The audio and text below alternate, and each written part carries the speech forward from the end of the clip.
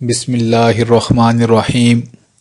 میرے بھائی اور بہنوں، جب بھی آپ بیمار ہوں تو گھبرائیں نہ، کیونکہ اللہ تعالیٰ نے ہر بیماری کا علاج رکھا ہے سوائے بڑھاپے کے۔ جب بھی بیمار ہوں تو اللہ رب العالمین سے خوب دعائیں کریں، اور جو حدیث میں دعائیں آئی ہیں ان دعاؤں کو پڑھ کر اللہ سے دعا مانگیں، ضرور رب العالمین شفا دیں گے۔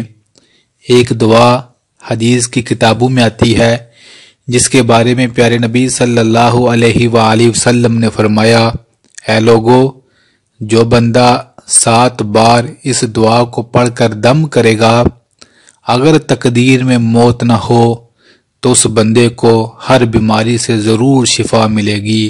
سبحان اللہ، یہ حدیث کا مفہوم تھا۔ یہ بڑی آسان سی دعا ہے، اس دعا کو ضرور پڑھا کریں۔ اگر کوئی بیمار ہو تو خود ہی پڑھ کر دم کر لے، نہیں تو اگر آپ کے گھر میں کوئی بیمار ہے تو اسے پڑھ کر ضرور دم کریں۔ میرے بھائی اور بہنوں، ایسے بہت سارے لوگوں کے تجربات ہیں جو کہتے ہیں دعوے کے ساتھ کہ ہم نے اس دعا کو یقین کے ساتھ پڑھا اور اللہ رب العالمین نے درجنوں مریضوں کو اس دعا کی برکت سے شفا دی۔ وہ دعا یہ ہے، اسأل اللہ العظیم رب العرش العظیم ان یشفیک۔ اسأل اللہ العظیم رب العرش العظیم ان یشفیک۔ میں سوال کرتا ہوں اس عظیم رب سے جو عرش عظیم کا رب ہے کہ تجھے شفا عطا کرے۔